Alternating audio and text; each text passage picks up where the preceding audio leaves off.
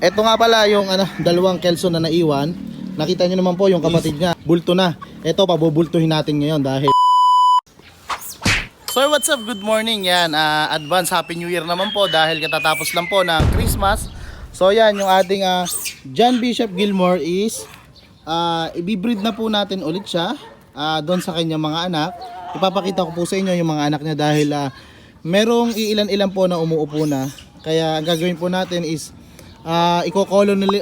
colony na lang po ang ating gagawin. Yung sama-sama na po sila dahil nahihirapan po ako sa pagbabattery cages dahil busy po ako sa tindahan.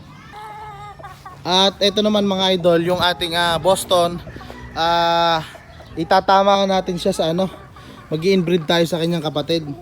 Dahil po is tayo, yung ating materialis is hindi pa na ibabalik, sayang naman po.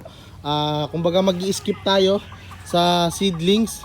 Seedlings ba yung tawag doon, yung back to daughter, yung ganun. Ang gagawin natin, silang dalawang magkapatid muna yung gagamitin natin. And then yung ating mga white jacket mga idol, yan, ito yung mga materialis natin is ipapadala na po natin ulit sa Taal. Bali si Papa na po yung magkikip nito, siya na po yung magbi-breed. Ang i-breed po natin is yung mga ating Gilmore, Boston, Kanawayon, at saka yung ating pumpkin. So yan mga idol. Ito nga pala yung dalawang kelso na naiwan. Nakita nyo naman po yung kapatid niya na sa video ko kahapon is bulto na. Ito, pabubultuhin natin ngayon dahil kahit papano is meron naman akong tiga pagpatuka. And then tinutulungan ko na lang siyang magbigay ng vitamins every morning. At so yun nga mga idol, ito po, yan. Ito yung isa. Kanina kasi nung sinubuan namin siya ng Bitmin Pro, yan, is umuupo na, yan. Pero ngayon medyo naninibago na naman. And then mga idol, ito pa po yung iba, yan. Bali 5 po yung gagamitin natin doon. Ito sila.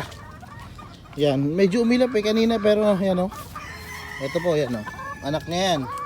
Ibabalik po natin sa kanyang father para quality. Ito pa po, yan. Yan. Hindi nga natin napagtama nung nakaraan dahil nga medyo maiksi pa yung mga buntot nila, pero ngayon mahaba na. Ito lang po yung isa sa kanilang magkakapatid na medyo sexy. Slim yung katawan niya pero pag hinawakan niya naman is bulto. Maganda po yung pagkainahin niya, yan. Medyo parang yata napilayan siguro pag hinuhuli. At so yun mga idol, pabalik na tayo sa tindahan kasi meron na pong yan, customer, hinahanap na tayo. Ito is magcha-chami taga Talto, yan.